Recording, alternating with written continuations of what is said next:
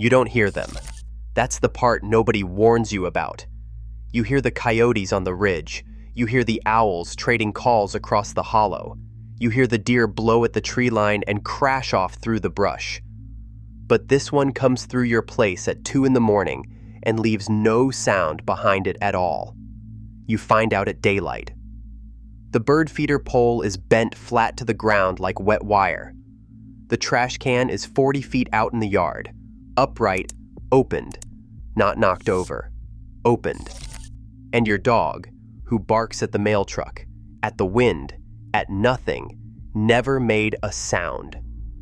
Then you see the track in the mud by the downspout, 5 inches across the pad, wider than your spread hand. You stand over it with your coffee going cold, doing math you don't want to do. Because you know what makes that track. That's a black bear. Pennsylvania has them. West Virginia has them. North Carolina has them in every single county. But you've seen black bears. In campgrounds out west, on television, raiding a cooler while somebody films it laughing. 200 pounds of nuisance. The heaviest one ever weighed in Pennsylvania went 875. And whatever crossed your yard last night, that pole, that print, that dog, was not a 200-pound nuisance. You're not wrong. Because the largest black bears on this continent are not in Alaska. They're not in the Rockies. They're not in some roadless valley in the Sierras. They're here, in the eastern woods and the farm country stitched to them in the most crowded corner of this entire country. And nothing in this animal's biology says that was ever supposed to happen. If you're the kind of person who stands over a track and asks the honest question instead of the easy one, subscribe before we go any further. This channel is for people who live where the animals actually are, not for people who read about them. And do me a favor in the comments. Don't tell me what you think. Tell me where you are. County and state. Because there's a map that gets drawn in these comment sections every time, and it gets drawn by the people standing on the land, not by the agencies. Here's the explanation, and it's a good one.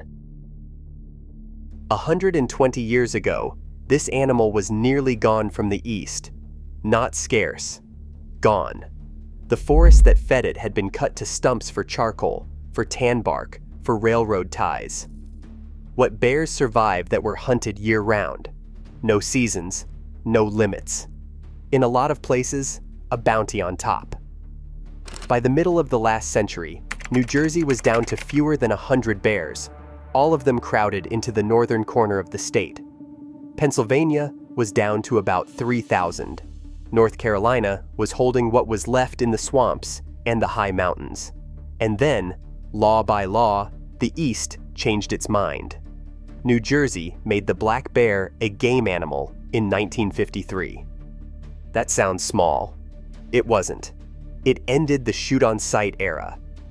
Then in 1971, New Jersey closed the bear season outright, and it stayed closed for 33 years. Pennsylvania went further. In 1977, the Game Commission put a young biologist named Gary Alt in charge of its black bear program, and that same year, the state shut its bear season down completely. Alt did 3 things. He live-trapped bears out of the northeast corner of the state and turned them loose in counties that had none. He built the apparatus, the licenses, the management units, and the check stations where every animal gets weighed and recorded. And then he waited. He ran that program 22 years. When he started, Pennsylvania had roughly 3,000 bears. When he handed it off, close to 15,000. And underneath all of it, the forest was coming back. The marginal farms failed. The fields went to brush, the brush went to saplings, and the saplings went to oak and hickory and beech. It came back with the table set. Because an eastern hardwood forest isn't scenery, it's a food supply.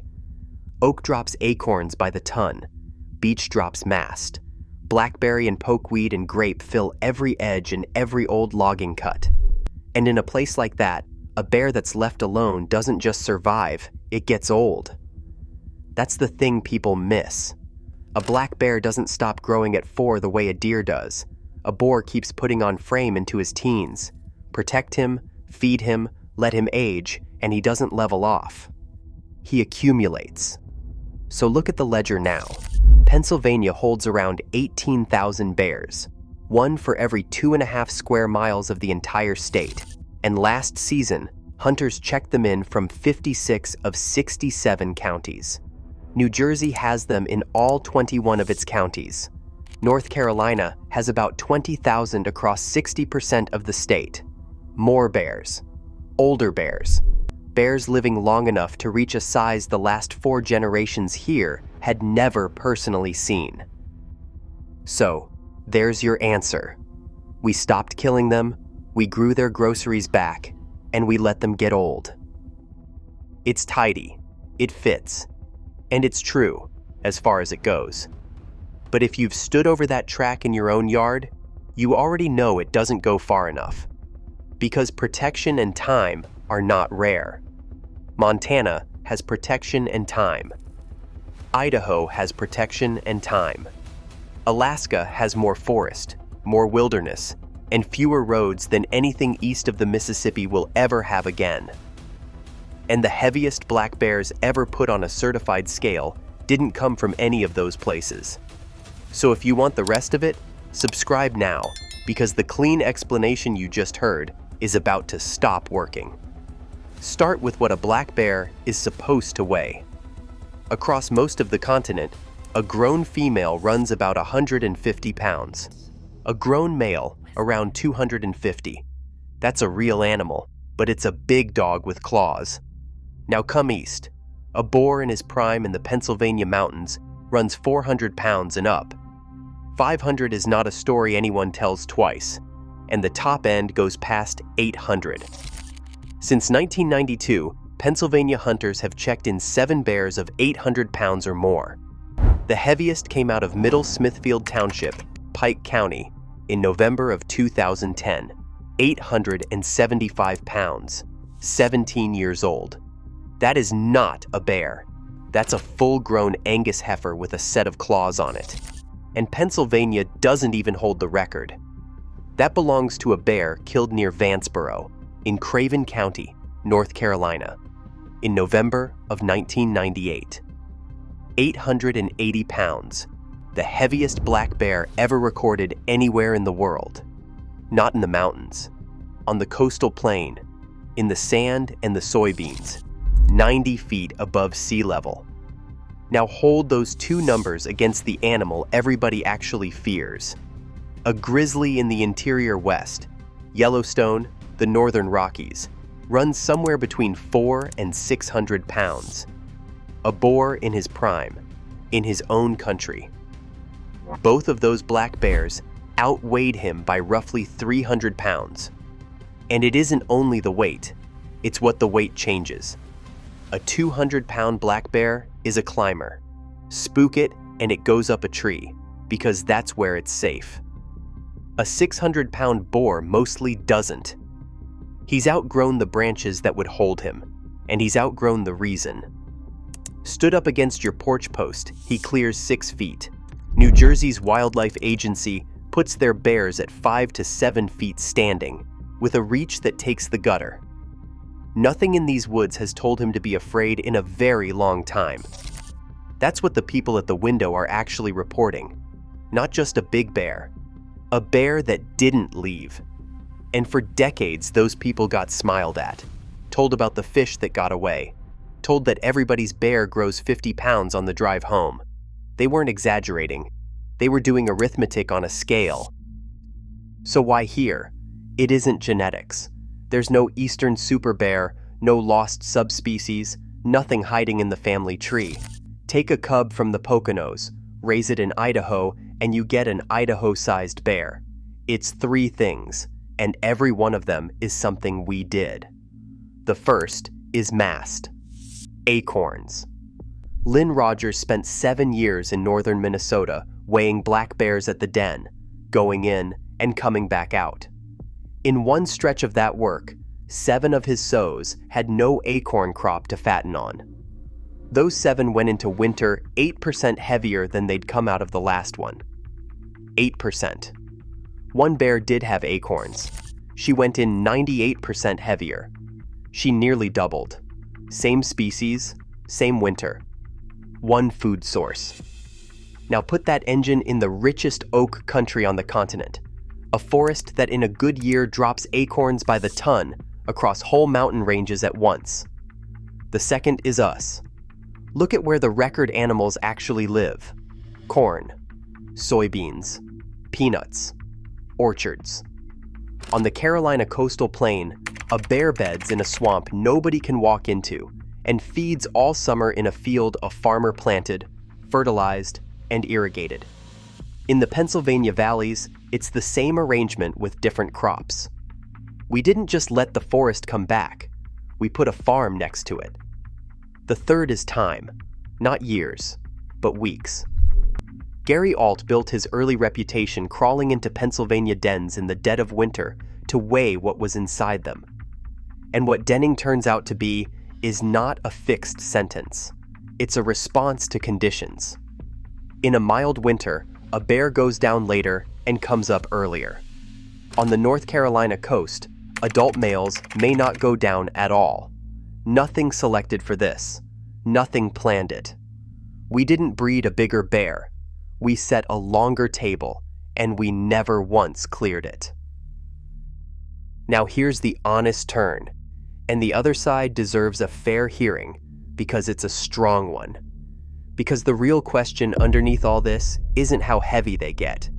It's whether this is a different animal at all, or the same one having a very good century. A biologist will take the second view and raise 4 objections. None of them are stupid. 1. Those weights aren't quite what they sound like. Pennsylvania's published bear weights are estimated live weights, calculated backward from the dressed weight at the check station. Real animal, generous math. 2. An outlier is not an average, and here the Game Commission undercuts its own legend. In a recent season, the average female checked in across Pennsylvania weighed 152 pounds. The average male weighed 198, not 800, 198. 3. Reporting bias, and this is the sharp one. The East has mandatory check stations, certified scales, and hunters by the 100,000.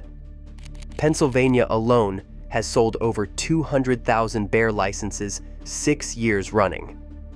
Every one of those animals gets weighed and recorded. A 400-pound bear in the Yukon gets skinned in the woods, and nobody writes anything down. Of course, the East dominates the record book. The East is the only place keeping the book, and there's a real irony in that. The man who built those check stations was Gary Alt. The record book exists because Pennsylvania decided to count. 4. Season timing. The same animal can weigh 30 to 40% more in November than in April. Weigh him at the fat end of the year and you get a headline. That's a serious argument, and I'm not going to pretend it isn't. But here's where it lands. He's right that it's the same animal, same species, same genes, no mystery in the blood. And he's right about the average. The average is his. What is not in dispute by anybody is the ceiling. Those 800-pound animals exist. They were weighed on certified scales, at supervised stations, with agency staff standing there. And they don't come from random places. They come from the same handful of counties, decade after decade. Pike, Monroe, Luzerne, Craven, Hyde. Outliers scatter. These cluster. And a cluster isn't an accident, it's an address. It is the same animal. It's just that this animal, sat down at this table, becomes something the West has no word for. So look at where that address is. Start with the coast, because North Carolina keeps the cleanest books. The state's Wildlife Resources Commission has recorded more than 500 bears, over 600 pounds, taken off the eastern coastal plain. And in the 2003 to 2004 season, North Carolina produced 48 bears over 500 pounds down at the coast and 6 in the mountains. Same state, same species, same year. 8-1. The engine room is the Albemarle-Pamlico Peninsula. Farm fields on one side, Pocosin on the other. Peat swamp so thick and so wet a man can't walk into it. 2 federal refuges sit in the middle of it, Alligator River and Pocosin Lakes. Better than 200,000 acres between them. The state's own biologists describe the bear densities there as among the highest found anywhere. And it's still moving.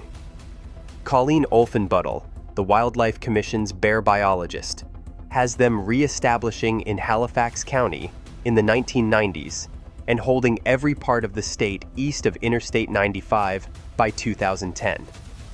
Now go north, and it gets stranger. Pike and Monroe counties are the Poconos. 2 hours from Manhattan.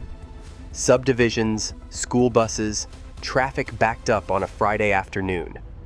Just across the Delaware, New Jersey, the most densely populated state in the Union, runs 2 to 3 bears per square mile in its northwest corner, better than 3,000 animals in a block of country you can drive across in an hour, and bears in all 21 counties. That Pike County record bear? He'd been tagged in New Jersey. He swam the Delaware River to get to where he died. There's no wilderness anywhere in that picture. That's the whole point. The largest black bears in North America aren't living in the emptiest country we have. They're living in the fullest, in the seam between the crop and the cover, in the strip of woods behind the ball field, in the green belt between 2 developments, where nobody hunts and nothing goes hungry. This is an edge animal now. It doesn't want the deep woods. The deep woods don't pay as well. The best real estate for a bear in this country is about 400 yards from a porch light. Pennsylvania in the 70s. 3,000 bears and a season closed to save them. Pennsylvania now. 18,000 in 56 counties, in suburbs that didn't exist when your parents were born. And the ceiling didn't hold steady while that happened. It rose with it. 7 bears over 800 pounds, every one of them since 1992. Here's the number that carries it forward. Winter across the Northeast has warmed about 3.5 degrees since the 1890s, and winter is warming faster than any other season. 3.5 degrees doesn't sound like weather. It isn't. It's a calendar. The first hard freeze arriving later and the last one letting go sooner, every year, on average, forever. And denning, remember, isn't a sentence. It's a response. A Pennsylvania sow may be down 5 months. A boar on the Carolina coast may not go down at all. Every fraction of that warming is denning days shaved off both ends. Days a bear spends eating instead of burning. The gap between what a black bear weighs out west and what one can weigh here is not stable. It's widening, which means the record isn't the end of the story. The record is just the last time somebody happened to get one on a scale. And it's happening right now, in daylight, on ground you can see from your own porch. Which brings you back to the yard, back to the bent pole and the cold coffee and that print in the mud by the downspout. Now you know what walked through. Not a grizzly, though it outweighs one. Not the bear you watched raid a cooler in Yellowstone, though it wears the same name and carries the same blood. Something the East built out of acorns and corn, and 50 years of leaving it alone. An animal that sat down at a table we set and never got up. And the silence makes sense now too. 800 pounds doesn't need to hurry, and it has nothing left on this continent to be quiet for. The thing that was never supposed to get this big, standing at the edge of your yard, completely at home. So tell me your county in the comments. I mean it, that map matters. And if you've got a story, tell tell me that too. A night your dogs would not settle. A wait at a check station that nobody in the parking lot believed. A bear that stood up on the far side of a field and just kept standing up. The people who live on this land knew these were bigger long before anybody weighed one. You always do. Keep an eye on that tree line. It's out there tonight, and it hasn't stopped growing.